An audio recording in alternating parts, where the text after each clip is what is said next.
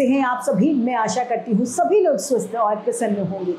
आज हम हमारा पाठ मंत्र को पढ़ेंगे और समझेंगे। तो आइए शुरू करते हैं इस पाठ को।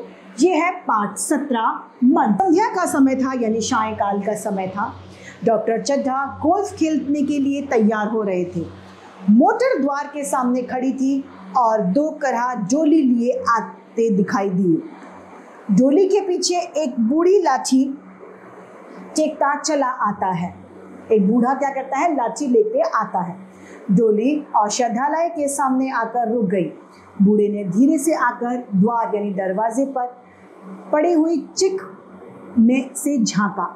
ऐसी साफ सुथरी जमीन पर पैर रखते हुए भय हो रहा था, यानी डर रहा था कि कोई घुड़क ना बैठे। डॉक्टर साहब को मेज के सामने खड़े देखकर भी उसे कहने का साहस न हुआ। डॉक्टर साहब ने चिक के अंदर से गर्जना कर, कौन है, क्या चाहता है? बूढ़े ने हाथ जोड़कर कहा, हुजूर, गरीब आदमी हूँ, मेरा लड़का कई दिन से। डॉक्टर साहब ने सिगार जलाकर कहा, कल सवेरे आओ, हम इस वक्त मरीजों को नहीं देखते।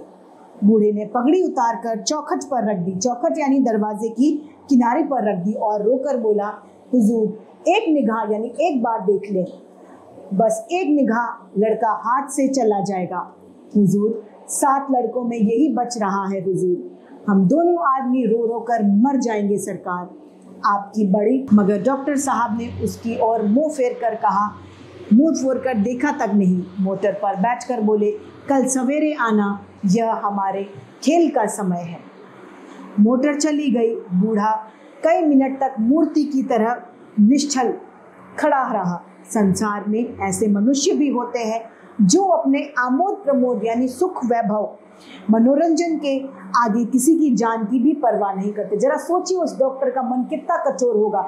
डॉक्टर को भगवान का दर्जा दिया जाता है और उसने अपने काम को करने से इनकार कर दिया। शायद इसका अब भी विश्वास न आता था। सभ्य संसार इतना निर्मम यानी इतना कठोर या बेरहम हो गया है। मर्मभेदी अर्थात दिल को चीरने वाला अनुभव अब तक नहीं हुआ था। वह उस पुराने जमाने के जीवों में था जो लगी हुई आग को बुझाने, मुर्दे को कंधा देने, किसी के छप्पर को उठाने और किसी कलह यानी लड़ाई को शांत करने के लिए सदैव तैयार रहते थे। जब तक बूढ़े को मोटर दिखाई दी, टकटकी लगाए उसको एक टक देखता रहा, उस ओर ताकता रहा। शायद उसे जब भी डॉक्टर साहब के लौटने की आशा थी। फिर उसने कहराओं से डोली उठाने को कहा। डोली जिधर से आई वापस उधर चली गई। चारों ओर से निराश होकर वह डॉक्टर चड्ढा के पास आया था। इतनी बड़ी तारीफ सुनी थी, यहाँ से निराश होकर वह किसी दूसरे डॉक्टर के पास न गया। किस्मत ठोक ली उसने। उसी रात उसका हंसता खेलता 7 साल का बालक अपनी बाल लीला समाप्त करके इस संसार से सिधर गया, यानी वो बच्चा मर गया। बूढ़े माँ बाप के जीवन का यही एक आधार था। इसी का मुंह देखकर वो जीते थे। इस दीपक को बुझते ही जीवन में अंधेरी रात भाए भाए करके रोने लगी। बूढ़े की विशाल ममता टूटे हुए दिल से निकलकर उस अंधकार में कई साल गुजर गए। डॉक्टर चड्ढा ने यश और धन कमाया, लेकिन इसके हाथ ही अपने स्वास्थ्य की रक्षा भी की, जो एक असाधारण बात थी। यह उनके नियमित जीवन का आशीर्वाद था। 50 वर्ष की उम्र में उनकी चुस्ती और फुर्ती युवकों को भी लज्जित करती थी। उनकी हर एक काम का समय नियत था, यानी हर एक काम वो समय पर करते थे। इस नियत से वह जो भर भी न टल सकते थे, यानी वो समय के बहुत पाबंद थे। बहुधा लोग स्वास्थ्य के नियमों का पालन करते समय उस समय करते थे जब वो रोगी हो जाते हैं, लेकिन डॉक्टर चड्ढा उपचार और संयम, एक तो वो उपचार और संयम यानी अपने पर कंट्रोल का रहस्य समझते थे। उनकी संतान संख्या भी इसी नियम के अधीन थी। उनके केवल 2 बच्चे हुए, एक लड़का और लड़की। तीसरी संतान नहीं हुई, इसलिए श्रीमती चड्ढा भी आज जवान मालूम होती थी। लड़की का तो विवाह यानी शादी हो चुकी थी। लड़का कॉलेज में पढ़ता था। वह माता पिता के जीवन का आधार था। शील और विनय का पुतला, बड़ा ही उदार, विद्यालय का गौरव, युवक समाज की शोभा, मुखमंडल से तेज की छटा निखरती थी। आज उसी की 20वीं सालगिरह, यानी अब वो 20 वर्ष का हो चला था।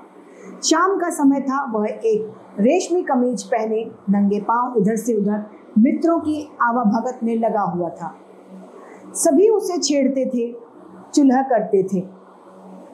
बेचारे को जरा दम मारने का भी अवकाश न मिलता, सांस लेने की भी फुर्सत नहीं थी। सहसा मृणालिनी ने उसके पास आकर कहा, क्यों कैलाश, आप कहाँ हैं? जरा मुझे दिखा दो। मृणालिनी कैलाश दोनों सहपाठी थे। कैलाश ने सांपों को पालने, खेलने और नचाने का शौक था। तरह तरह के सांप पाल रखे थे। उसके विश्वास, उसके स्वभाव और चरित्र की परीक्षा करता था। थोड़े दिन हुए उसने विश्वविद्यालय में मार्के का व्याख्यान दिया था, सांपों को नचाकर दिखाया था। प्राणी शास्त्र के बड़े पंडित भी वह व्याख्यान सुनकर दंग रह गए, यानी हैरान रह गए। यह विद्या उसने एक बूढ़े सपेरे से सीखी थी। सांपों की जड़ी बूटी जमा करने का उसे मर्ज था, यानी शौक था। इतना पता भर भी मिल जाए कि किसी व्यक्ति के पास कोई अच्छी जड़ी है, फिर उसे चैन नहीं था, उसे लेकर ही छोड़ता था। यही एक व्यसन था, यानी यही एक उसका एक नशा था। इस पर हजारों रुपए फूंक चुका था। मृणालिनी कई बार आ चुकी थी, पर कभी सांपों को देखने के लिए इतनी उत्सुक नहीं थी। कह नहीं सकते आज उसकी उत्सुकता सचमुच जाग गई थी। वह कैलाश पर अपने अधिकार का प्रदर्शन करना चाहती थी, पर उसका आग्रह बेमौक था। कोठरी में इतनी भीड़ लग जाएगी, भीड़ को देखकर सांप कितने चौंकेंगे और रात के समय उन्हें छेड़ा जाना कितना बुरा लगेगा, इस बात का जरा भी ध्यान नहीं आया। कैलाश ने कहा, नहीं, कल जरूर दिखा दूंगा। इस वक्त अच्छी तरह दिख भी नहीं सकूंगा, कमरे में को भी जगह न मिलेगी। कैलाश को मृणालिनी की झेप हुई सूरत देखकर मालूम हुआ कि इस वक्त इनकार वास्तव में उसे बुरा लगा। ज्यों ही प्रतिभोज समाप्त हुआ, यानी खाना समाप्त हुआ, गाना शुरू हुआ।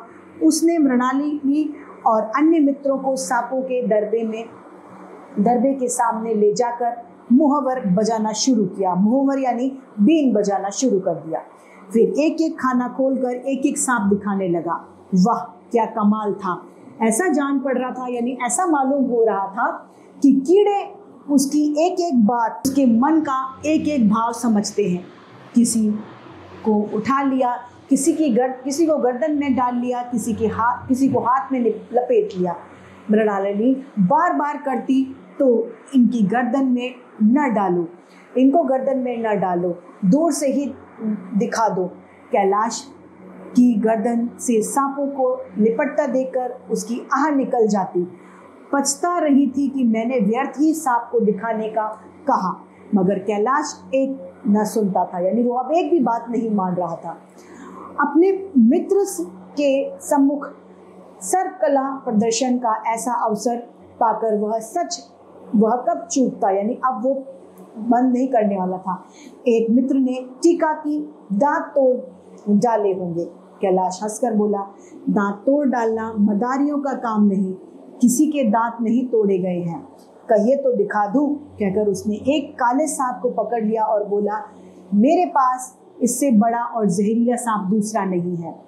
अगर किसी को काट ले तो आदमी आनन फानन में मर जाए, यानी तुरंत आदमी मर जाए।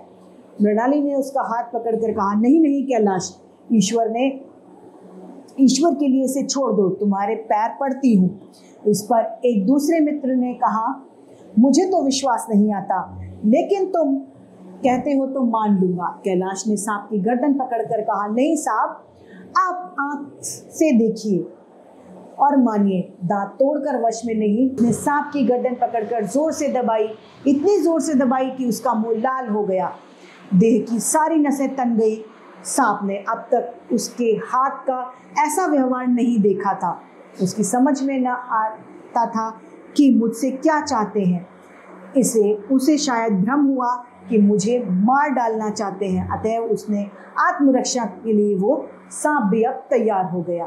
कैलाश ने उसकी गर्दन खूब दबाकर मुंह खोल दिया और उसने जहरीले दांत निकालते हुए बोला, जिन सज्जनों को शक हो आकर देख लें, आया विश्वास या अब भी कुछ शक है। मित्रों ने आकर उसके दांत देखे और हैरान रह गए।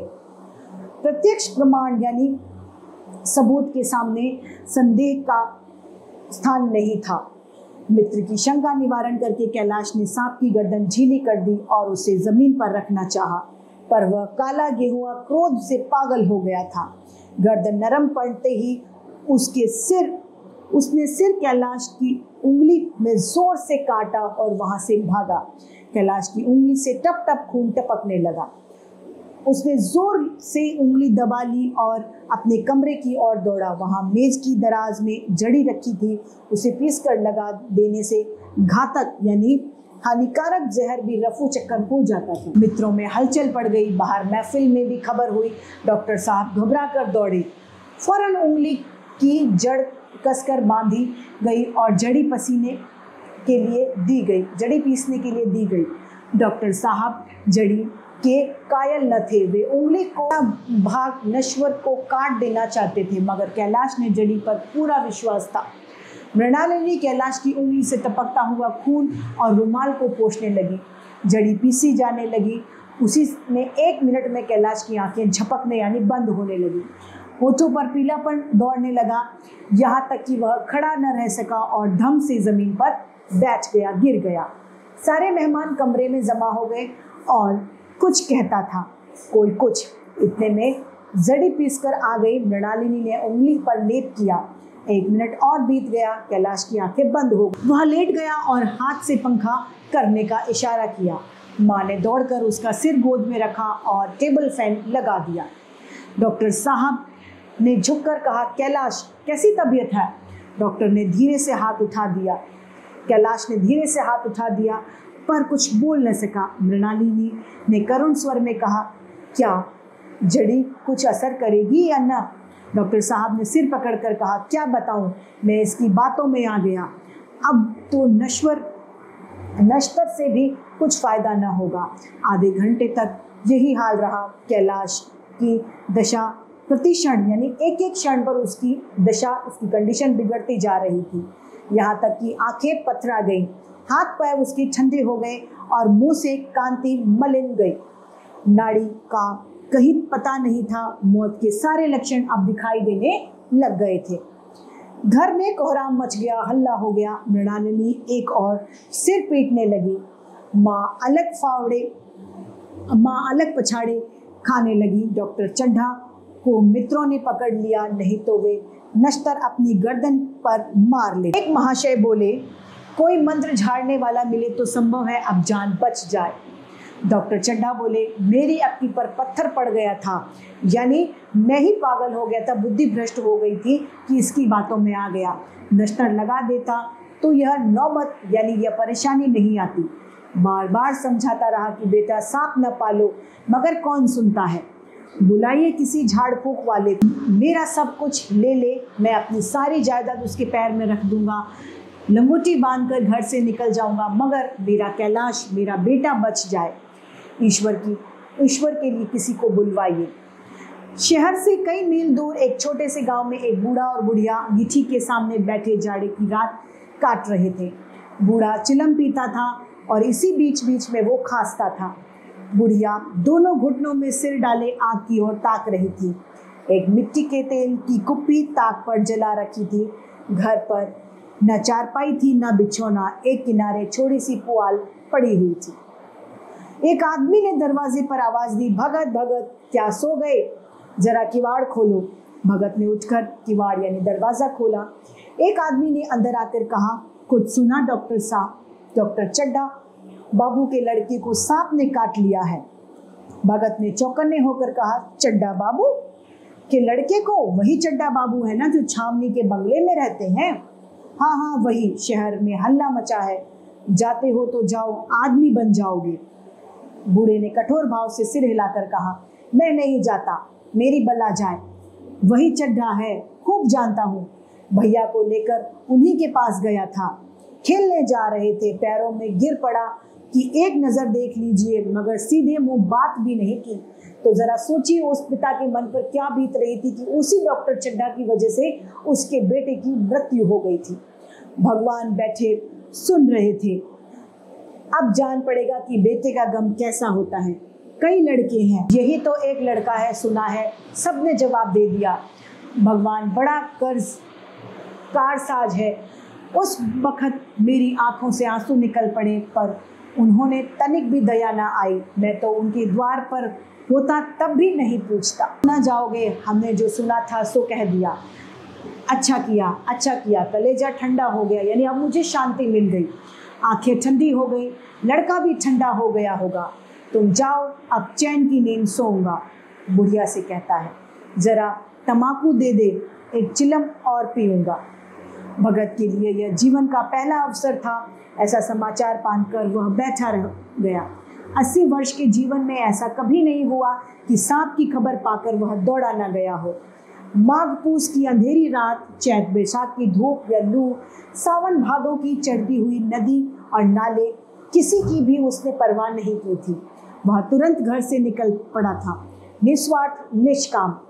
लेन देन का विचार कभी दिल में नहीं आया। यही ऐसा काम न था, जान का मूल्य कौन दे सकता है। यह एक पुण्य कर्म था। सैकड़ों निराशों को उसके मंत्रों ने जीवन दान दिया था, पर वह आज घर से कदम नहीं निकाल सका। यह सुनकर सोने जा रहा था। उसकी भी मजबूरी थी, क्योंकि उस डॉक्टर चड्ढा अगर वो उस समय एक बार उसके बेटे को देख लेता तो आज भी वह ऐसा न करता। बुढ़िया जरा देर में खर्राटे लेने लगी। बूढ़े बातें करते सोते हैं और जरा सा खटका होते ही जागते हैं। तब भगत उठा, अपनी लकड़ी उठा ली और धीरे से किवाड़ खोले। बुढ़िया ने पूछा, कहाँ जाते हो? कहीं नहीं, देखता था कि कितनी रात, अभी बहुत रात है, सो जाओ, नींद नहीं आती है। नींद काहे को आएगी, मन तो चड्ढा के घर जाने में लगा हुआ है। चड्ढा ने मेरे साथ कौन सी नेकी यानी अच्छाई कर दी जो मैं वहां जाऊं? वह आकर पैरों पड़े तो भी न जाऊं। उठे तो तुम इसी इरादे से हो, बुढ़िया उससे कहती है। नहीं री, ऐसा पागल नहीं हूँ कि जो कांटे बोएगा मैं उसे फूल दूँ, यानी जो मुझे तकलीफ देगा और मैं उसे प्यार करूँ, मैं इतना भी अच्छा नहीं हूँ। बुढ़िया फिर सो गई। भगत ने किवाड़ लगा दिए और फिर आकर बैठा, पर उसके मन में कुछ ऐसी आशा थी कि जो बाजे की आवाज़ कान में पड़ने ते ही उपदेश सुनाने वाले की होती है। चाहे आंखें चाहे उपदेशक की हो, पर कान बाजे की ओर ही होते हैं। दिल में बाजे की ध्वनि गूंजती रही। उसने फिर किवाड़ खोले, इतने धीरे कि बुढ़िया को खबर न हुई। बाहर निकल आया। उसी वक्त गांव का चौकीदार गश्त लगा रहा था। बोला, कैसे उठे भगत? आज तो बड़ी सर्दी है, कहीं जा रहे हो क्या? भगत ने कहा, नहीं, जाऊंगा कहाँ, देखता था अभी कितनी रात है, भला क्या बजे होंगे? चौकीदार बोला, 1 बजा होगा, और क्या? अभी थाने से आ रहा था तो डॉक्टर चड्ढा बाबू के बंगले पे बड़ी भीड़ लगी थी। उनके लड़के का हाल तो तुमने सुना ही होगा, कीड़े ने छू लिया, चाहे मर भी गया हो। तुम चले जाओ तो शायद बच जाए। सुना है 10,000 देने को तैयार हैं। भगत, मैं तो न जाऊं, चाहे वह 10 लाख भी दे। मुझे 10,000 या 10 लाख देकर क्या करना? कल मर जाऊंगा, फिर कौन भोगने वाला बैठा है उन पैसों को? चौकीदार चला गया। भगत ने पैर आगे बढ़ाए। जैसे नशे में आदमी की देह काबू में नहीं रहती, उसी तरह पैर रखते हुए पैर कहीं रख रहा था और उसका पैर कहीं पड़ रहा था। जुबान से निकलता कुछ और निकल कुछ रहा था। मन में प्रतिकार यानी बदला था, पर कर्म मन के अधीन था, पर वह अपने कर्म से पीछे नहीं हटना चाह रहा। तलवार नहीं चलाई, वह इरादा करने पर भी तलवार नहीं चला सकता। उसके हाथ कांपते हैं, उठते नहीं हैं। भगत लाठी खटखट करता लपका चला जाता था। चेतना रोकती थी पर अचेतना ठेलती थी। सेवक स्वामी पर हावी था। सहसा भगत ने दरवाजे पर पहुंचकर आवाज दी, डॉक्टर साहब, समझे कोई मरीज आया होगा। किसी और दिन उन्होंने उस आदमी को दुत्कार दिया होता, मगर आज बाहर निकल आए। देखा एक बूढ़ा आदमी खड़ा है, कमर झुकी है, पोपला मुंह, भौहें पर सफ़ेद हो चुकी है, लकड़ी के सहारे कांप रहा था। बड़ी नम्रता से बोले, क्या है भाई, आज तो हमारे ऊपर ऐसी मुसीबत पड़ गई है कि कुछ कहते नहीं बनता। फिर आना इधर, 1 महीने तक तो शायद मैं किसी मरीज को ना देख सकूंगा। भगत ने कहा, सुन चुका हूँ बाबूजी, इसीलिए आया हूँ। भैया कहाँ हैं, जरा मुझे दिखा दीजिए। भगवान बड़ा कारसाज है, मुर्दे को भी जिला सकता है, कौन जाने अब उसे दया आ जाए। चड्ढा ने व्यथित स्वर में कहा, चलो देख लो, मगर 3-4 घंटे हो गए, कुछ होना था वो हो चुका। बहुतेरे झाड़ में फूकने वाले देख लिए और आकर यहाँ से चले भी गए। डॉक्टर साहब को उम्मीद तो क्या होती, हाँ बूढ़े पर दया आ गई। अंदर ले गए। भगत ने 1 मिनट देखा, तब मुस्कुराकर बोला, अभी कुछ नहीं बिगड़ा है बाबूजी। वह नारायण चाहेंगे तो भैया आधे घंटे में उठ जाएंगे। आप नाहक दिल छोटा ना कर रहे, जरा कहारों से कहिए कि पानी तो भरें। कहारों ने पानी भर भर कर कैलाश को नहलाना शुरू करा। पाइप बंद हो गया। कहारों की संख्या अधिक न थी, इसीलिए मेहमानों ने हाथे से जाकर कुएं से पानी भर भर कर कहारों को दिया। मृणालिनी कलसा भर भर कर पानी ला रही थी। बूढ़ा भगत मुस्कुरा मुस्कुरा कर मंत्र पढ़ रहा था, मानो विजय उसके सामने खड़ी हो। जब एक बार मंत्र समाप्त हो जाता तब एक जड़ी कैलाश को सूंघा देता। इस तरह न जाने कितने घड़े कैलाश के सिर पर डाले गए और न जाने कितनी बार भगत ने मंत्र फूका। आखिर जब उषा ने उसकी लाल लाल आंखें खोली तो कैलाश की भी लाल लाल आंखें खुल गई। यानी सुबह जब हुई और उसी समय कैलाश भी उठ गया। एक क्षण में अंगड़ाई ली और पानी पीने को मांगा। डॉक्टर चड्ढा ने दौड़कर नारायणी को गले लगा लिया। नारायणी दौड़कर भगत के पैरों पर गिर गई और मृणालिनी कैलाश के सामने आंखों में आंसू भरे पूछने लगी, कैसी है? तब क्षण में चारों ओर खबर फैला दी। मित्रगण मुबारकबाद देने लगे। डॉक्टर साहब बड़ी श्रद्धा भाव से हर एक के सामने भगत का यश गाते फिरते थे। सभी लोग भगत के दर्शनों के लिए उत्सुक हो उठे, मगर अंदर जाकर देखा तो भगत का कहीं पता न था। नौकर ने कहा, यही तो बैठे चिलम पी रहे थे, हम लोग तम्बाकू देने गए लगे तो नहीं ली, अपने पास से तम्बाकू निकाल कर भरी। यहाँ तो भगत की चारों ओर तलाश होने लगी। भगत लपका हुआ घर चला जा रहा था। बुढ़िया के उठने से पहले उसे पहुँचना था। जब मेहमान चले गए तो डॉक्टर साहब ने नारायणी से कहा, बुढ़ा न जाने कहाँ चला गया, एक चिलम तम्बाकू का भी आदार न हुआ, यानी कर्जदार न हुआ। नारायणी कहती है, मैंने तो सोचा था इसे बड़ी रकम दूंगी। चड्ढा बोला, रात को तो मैंने नहीं पहचाना, पर अंधेरा जरा साफ हो जाने पर पहचान गया। एक बार यह मरीज को लेकर आया था। मुझे अब याद आता है कि खेलने जा रहा था और मरीज को देखने से मैंने इनकार कर दिया था। आज उस दिन की बात याद करके मुझे जितनी ग्लानि अर्थात पश्चाताप हो रहा है उसे प्रकट नहीं कर सकता। मैं उसे खोज निकालूंगा और उसके पैर में गिरकर अपना अपराध क्षमा कराऊंगा। कुछ लोग लेगा नहीं, मैं जानता हूँ उसका जन्म यश की वर्षा करने के लिए ही हुआ है। उसकी सज्जनता ने मुझे ऐसा आदर्श दिखा दिया जो अब से जीवन पर्यंत यानी जीवन भर मेरे सामने रहेगा। इस पाठ के रचयिता हैं मुंशी प्रेमचंद। तो इसी के साथ हमारा ये पाठ समाप्त होता है और उम्मीद करती हूँ मैं सभी को ये समझ में आया होगा। आज के लिए इतना ही, फिर मिलते हैं। धन्यवाद।